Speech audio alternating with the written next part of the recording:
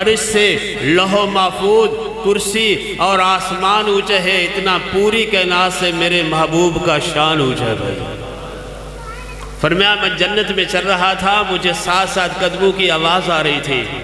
میں نے پوچھا جبرائیل یہ کس کے قدموں کی آواز ہے؟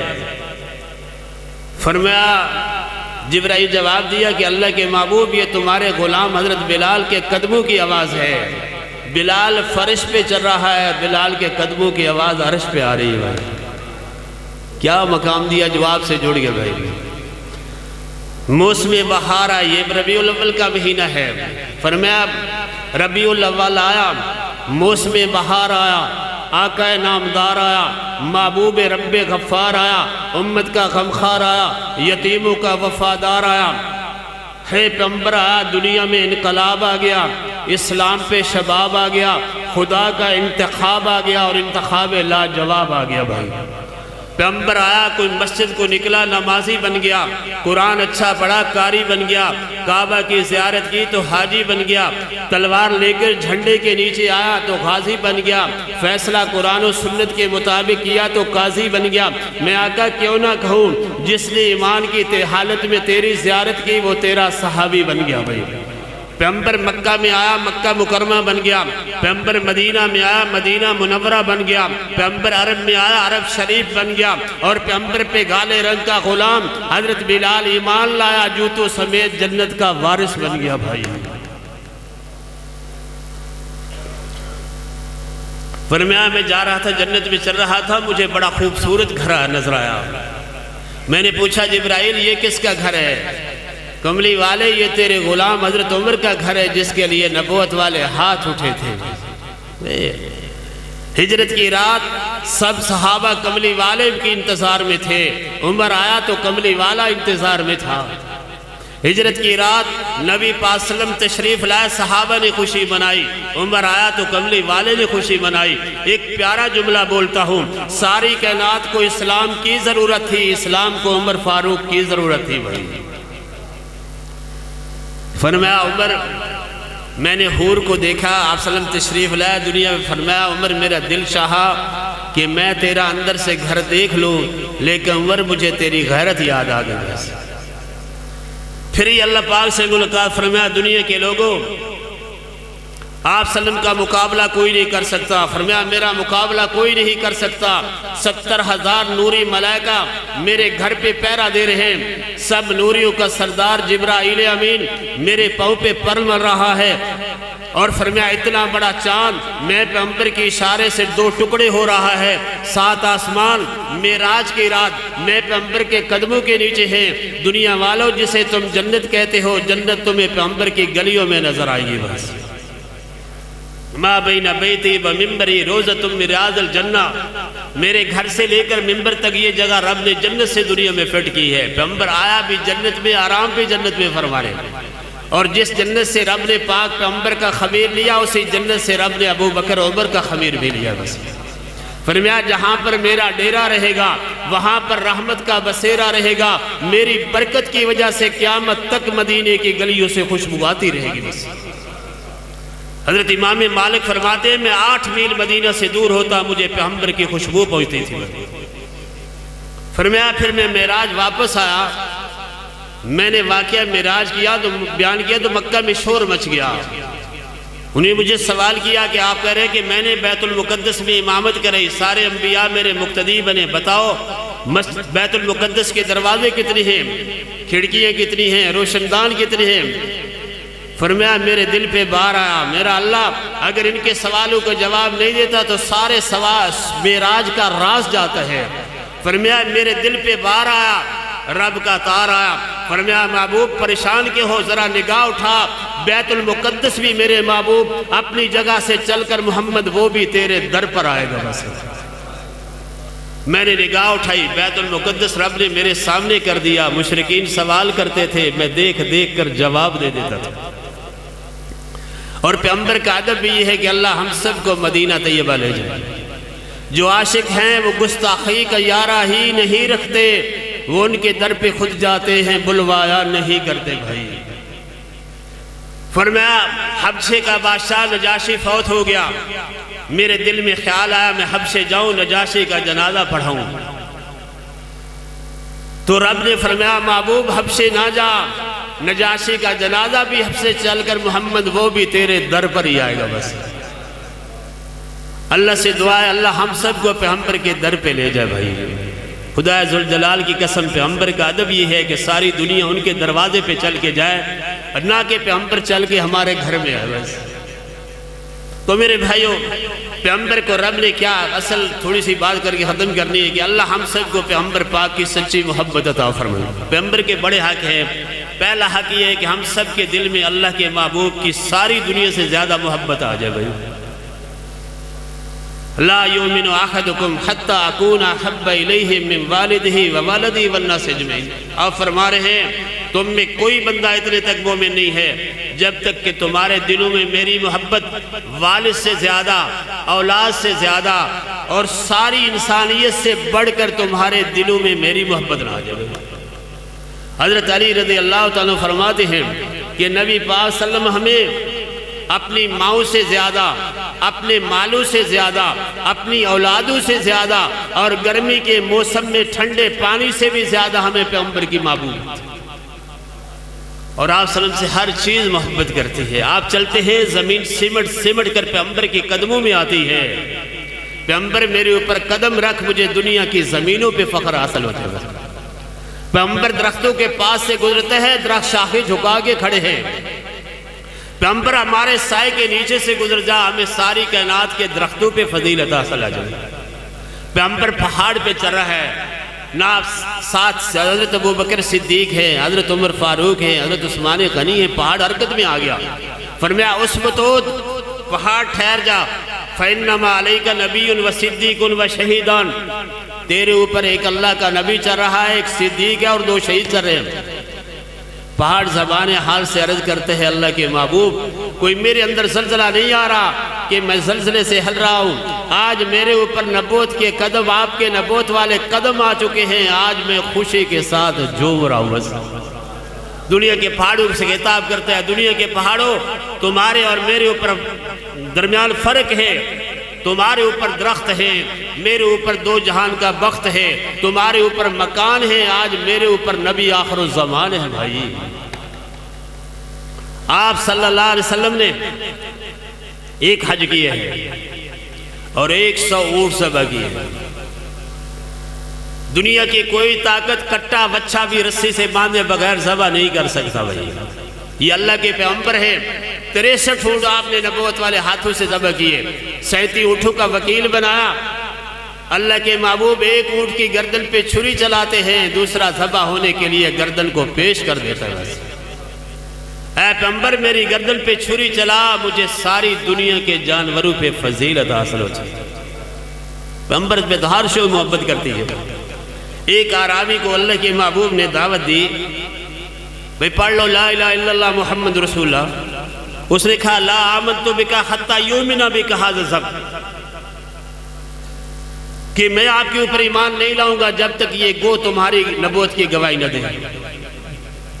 آپ صلی اللہ علیہ وسلم نے فرمایا فقال رسول اللہ صلی اللہ علیہ وسلم یا ذب، فقال الذب بلسان مبین عربی مبین، قال لبیک وصادیک یا رسول رب العالمین۔ اس نے گو نے عربی میں تقریر کی، اس نے کہا اے اللہ کے رسول میں حاضر ہوں، اے اللہ کے رسول میں حاضر ہوں۔ آپ نے فرمایا فقال من تعبدو، اے گو پہلے مجھے یہ بتا کہ تو عبادت کس کی کرتی ہے؟ تو اس نے کہا الذی فی السماء عرشہ، میں اس رب کی عبادت کرتی ہوں جس رب کا عرش آسمانوں میں ہے، وفی الارض سلطانہ، جس رب کی حکومت زمینوں میں ہے، وفی البحر سبیلہ، جس رب نے سمندر میں راستہ بنایا ہے، وفی الجنت رحمتہ، جس رب کی جنت میں رحمت ہے، وفی النار عذابہ، جس رب کا جہنم کی آگ میں عذاب ہے، میں گو اس رب کی عبادت کرتی ہوں بھائی۔ اندازہ لگاؤ بھائیو گو کو اپنے رب کی پہچان کیسی ہے۔ ویسے دعا کرو اللہ ہم سب کو بھی اپنے رب کی پہچان نصیب ہو جائے، اور قیامت والے دن چھڑانے والی یہی چیز ہے کہ ہم دنیا میں رہ کر اپنے رب کو پہچان لیں۔ یہ ایک بات کر کے میں ختم کر دوں گا، لیکن واقعہ میرے ذہن میں آ گیا۔ حضرت سلطان محمود غزنوی رحمت اللہ علیہ ایک دفعہ رات کو نکلے ہیں، میں اپنی رعایا کے حالات معلوم کروں، میری رعایا کے حالات کیسے بنے۔ یہ ویسے تو زمین، آسمان، سورج، چاند، ستارے یہ ساری اپنی رب کی وحدانیت کا اعلان کرتے ہیں۔ سب کو بنانے والا ایک ہے، اس کے چلانے والا بھی ایک ہے، اس کو قائم رکھنے والا بھی ایک ہے۔ لا تاخذہ سنۃ ولا نوم، ساری کائنات کو اونگ اور نیند دیتا ہے، خود نیند سے بھی پاک، خود اونگ سے بھی پاک۔ اس کی مثل کائنات میں کوئی نہیں ہے۔ ساری کائنات کا حاجت روا، ساری کائنات کا مشکل کشا، ساری کائنات کے نفع نقصان کا مالک، بیٹے بیٹیاں دینے والا، عزت اور ذلت دینے والا، موت اور زندگی دینے والا، رزق اور تنگی دینے والا، ساری کائنات کا تنہا مالک ہے صرف ایک رب کائنات ہے۔ مشکل کشا بھی وہ ہے۔ آدم علیہ السلام کو جنت سے نکالا گیا، کئی سال تک روتے رہے، مشکل ہے۔ نوح علیہ السلام کے سامنے بیٹا غرق ہو رہا ہے، مشکل ہے۔ خلیل اللہ کو آگ میں ڈالا جا رہا ہے، مشکل ہے۔ اسماعیل ذبیح اللہ کی گردن پہ چھری چلائی جا رہی ہے، مشکل ہے۔ ایوب علیہ السلام بیمار ہے، مشکل ہے۔ یونس علیہ السلام مچھلی کے پیٹ میں ہے، مشکل ہے۔ موسیٰ کلیم اللہ پیچھے، فرعون آگے دریا ہے، مشکل ہے۔ عیسیٰ علیہ السلام کا یہودیوں نے گھیرا کیا ہوا ہے، مشکل ہے۔ ہجرت کی رات پاک پیغمبر کے ورنٹ کی رفتاری ہے، مشرکین نے گھیرا کیا ہوا ہے، مشکل ہے۔ یہاں ساری کائنات مشکل میں ہے، ساری کائنات کا مشکل کشا صرف ایک اللہ ہے، بس اس کے سوا کوئی نہیں۔ بس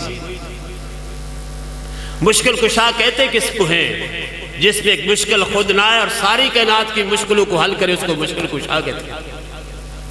قبر کا پہلا سوال ہوگا من ربک کا، بتاؤ تمہارا رب کون ہے؟ رب کی پہچان ہے؟ حضرت سلطان محمود غزنوی واقعہ بیان کرتے ہیں کہ ہمیں قیامت والے دن چھڑانے والی چیز یہ ہے کہ ہم اپنے رب کو پہچان جائیں دنیا میں۔ فرماتے ہیں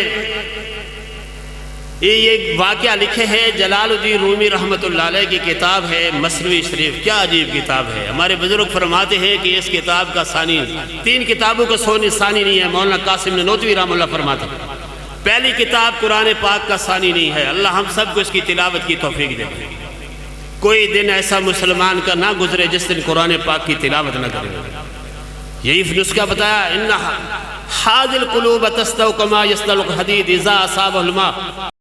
فرمایا میرے صحابہ جیسے لوہے پہ پانی آتا ہے نا زنگ لگ جاتا ہے، ایسے دلوں کو بھی زنگ لگ جاتا ہے۔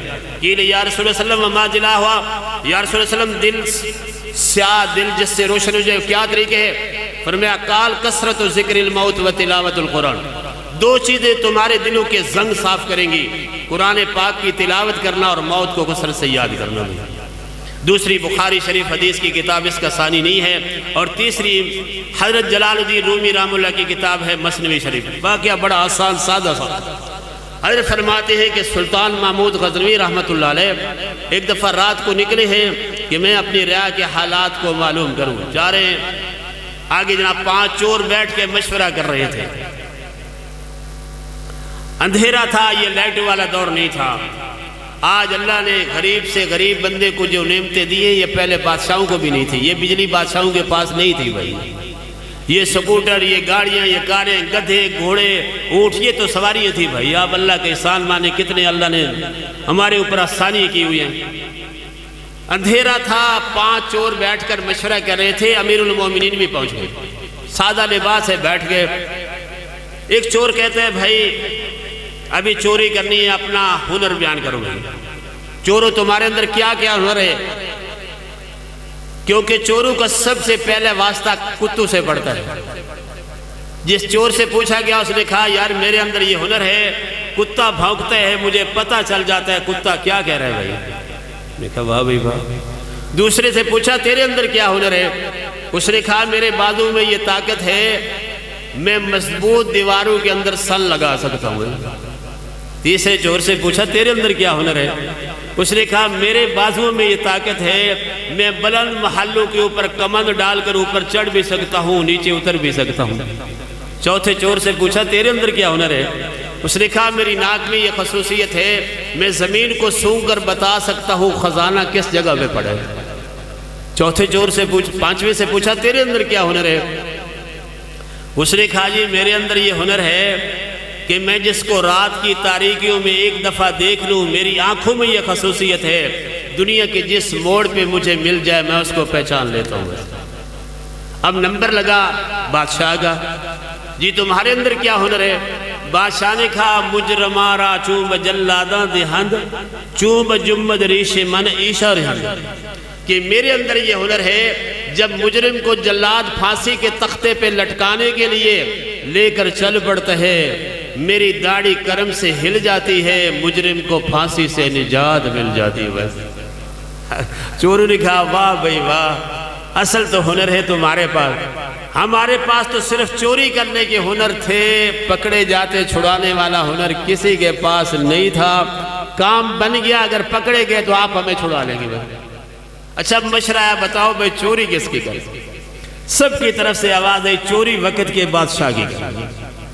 اب چور بادشاہ کے محل کی طرف چلے ہیں، کتا بھونکے ہیں، جس نے کہا تھا نا ساتھیوں کتا بھونکتے ہیں مجھے پتہ چل جاتا ہے، کتا کیا کہہ رہا ہے؟ اس نے کہا ساتھیوں کتا بھونک بھونک کے اعلان کر رہا ہے کہ وقت کا بادشاہ تمہارے ساتھ ساتھ جا رہا ہے بھائی۔ لیکن وہ دنیا کے نشے میں اتنے مست جا رہے تھے، ان کو خیال نہیں جا رہا تھا یہ چھٹا بادشاہ تو نہیں ہے بھائی۔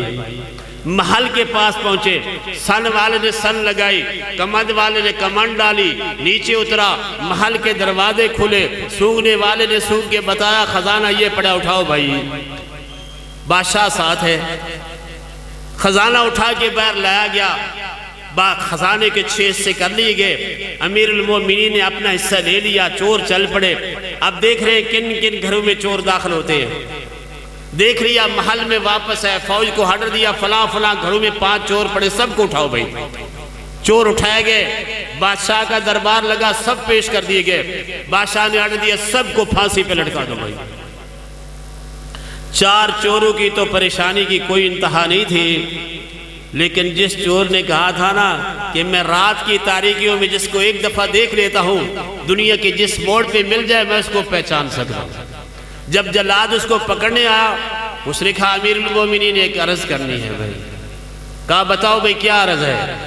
اس نے کہا جی صرف عرض اتنی ہے کہ آپ حضرت رات والے ہمارے چھٹے بھائی ہیں بھائی، ہم سب نے اپنے ہنر بیان کیے تھے، کر کے دکھا دیے، حضرت اب آپ کے ہنر کی باری ہے بس۔ آپ نے فرمایا تھا مجرمارا چوب جلاداں دہند چوب جمد ریش من عیشہ رہند، کہ جب جلاد مجرم کو پھانسی کے تختے پہ لٹکانے کے لیے لے کر چل پڑتا ہے، میری داڑھی کرم سے ہل جاتی ہے، مجرم کو پھانسی سے نجات مل جاتی ہے۔ کہا امیر المومنین ہماری پھانسی کا وقت ہے، ذرا داڑھی ہلاؤ تاکہ ہمیں پھانسی سے نجات مل جائے۔ امیر المومنین ہنس پڑے، فرمایا جاؤ بھائی میں نے تمہیں معاف کر دیا بھائی۔ اب مولا فرماتے اس واقعہ سے ہمیں نصیحتیں کیا ملتی ہیں؟ فرمایا پہلی نصیحت، جس نے کہا تھا نا چور نے کتا بھونکتا ہے مجھے پتہ چل جاتا ہے کتا کیا کہہ رہا ہے، تو اس نے کہا تھا کہ کتا بھونک بھونک کے اعلان کر رہا ہے وقت کا بادشاہ تمہارے ساتھ ساتھ جا رہا ہے، لیکن وہ دنیا کے نشے میں اتنے مست تھے ان کا دوسری طرف کوئی خیال نہیں تھا بھائی۔ فرمایا جیسے وہ دنیا کے نشے میں مست تھے دوسری طرف کوئی خیال بھی نہیں تھا، آج کا مسلمان بھی دنیا کے نشے میں اتنا مست، نہ اس کو اپنی قبر کا خیال، نہ اپنی موت کا، نہ اس کی آخرت کا، اس کو بھی دنیا ہی دنیا چاہیے بس۔ اور دنیا کی قدر اگر رب کے ہاں مچھر کے پر کے برابر، حدیث میں آتا ہے مچھر نہیں مچھر کے پر کے برابر، اللہ کافروں کو گھونٹ پانی بھی نہیں دیتا بھائی۔ اللہ کے ہاں دین کی قدر ہے جو ہم اولادوں کو پڑھانے کے لیے قطن تیار نہیں ہے بھائی۔ دین کا علم ایسی نعمت ہے جس سینے میں آ جاتا ہے رب اس بندے کے دیکھنے کو بھی عبادت بنا دیتے ہیں، رب اس بندے کی نیند کو بھی عبادت بنا دیتے ہیں۔ قیامت والا دن ہوگا یقال للعابد ادخل الجنہ